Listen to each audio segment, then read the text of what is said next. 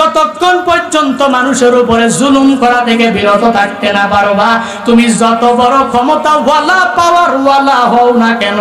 আল্লাহর কসম করে এই মাহফিল থেকে বলে যায়, ফেরাউন হামানের যেই দশা হয়েছিল জুলুম করার কারণে, জালেমের শেষ পরিণতি ফেরাউনের মতোই হবে। এটা জুনায়েদ আল হাবিবের কথা না, বান্দা কুরআনটা পড়ে দেখো, হাদিসটাকে পূর্ণাঙ্গভাবে পড়ে পড়ে দেখো, বিভিন্ন জায়গায় ইতিহাসের বইগুলো পড়ে পড়ে দেখো, ইতিপূর্বে যা ঘটেছে জুনায়েদ আল হাবিব ইতিহাস দেখে দেখে বললাম, কোরআনটা পড়ে পড়ে তারপরে বললাম, হাদিসটা পড়ে পড়ে বললাম, জুলুম থেকে যতক্ষণ পর্যন্ত নিজেকে বিরত থাকতে না পারবা ততক্ষণ পর্যন্ত